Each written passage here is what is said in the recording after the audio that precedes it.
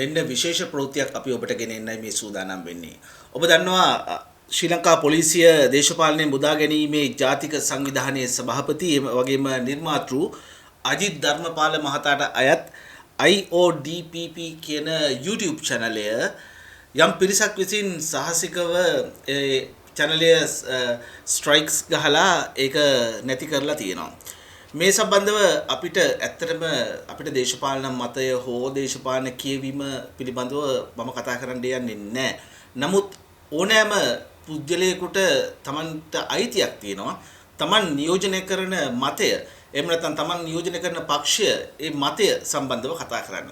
මේ සියලු දෙනාම කතා කරන්නේ රටේ අනාගතය වෙනින්. ඔවුන් කතා කරන්නේ ඔවුන්ගේ පක්ෂය හෝ ඔවුන්ගේ මේක නාමල්ද මහින්දද එහෙම නැත්නම් අර පුතානෝද එහෙම නැත්නම් රනිල්ද එහෙම නැත්නම් මේ පවතින දේද කියන එක නෙමෙයි මෙතන තියෙන්නේ. මේ පහර එල්ල වෙන්නේ සමාජ මාධ්‍යයට එහෙම නැත්නම් මාධ්‍යයට යම් කිසි පුද්ගලයෙක් යම් තොරතුරක් දෙනවා නම් යම් පණිවිඩයක් දෙනවා නම් මොකද පොලිසිය කියන මේ ඉතා දූෂිත ඒ පිළිබඳව මමත් කතා කරනවා. එතකොට මේ සම්බන්ධව මේ දූෂිතයන් හෙළි කරන මෙවැනි ඉතා රටට වැදගත් channelයක් මේ විදිහට සාහසික ලෙස අයින් කරනවා නම් ඒ රටේ මානව හිමිකම් නැත්නම් ඒ රට මිනිසුන්ගේ දැනගැන්මේ අයිතියට කරන මරු ප්‍රහාරයක්. අපේ හැකියාවන් ප්‍රයෝජනයට ගනිමින් අපි try කරනවා මේ channel එක නැවත ගන්න.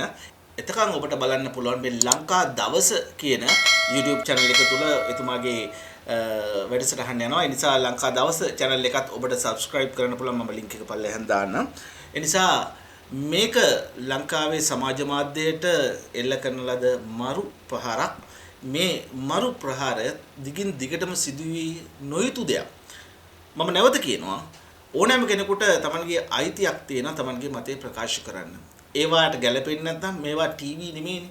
එහෙම නැත්නම් මේවා මේ අනිවාර්යෙන් අහන්න ඕන දේවල් නෙමෙයිනේ.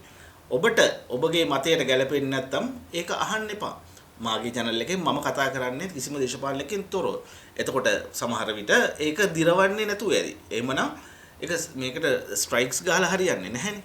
ඒක අහන්න නැතු වෙනවා. ඒ වගේ මේ ධර්මපාල මහත්මයාගෙත් මේ channel එකට මෙහෙම දේවල් කරනවායි කියලා කියන්නේ මේවා සාමාන්‍ය මිනිස්සු කරන දේවල් නෙවෙයි. මේවා ප්‍රබල දේශපාලකයන් විසින් කරන දේවල්. ප්‍රබල දේශපාලකයන්ගේ හිතවත් සමාජ මාධ්‍ය ප්‍රබලයන් විසින් කරන දේවල්.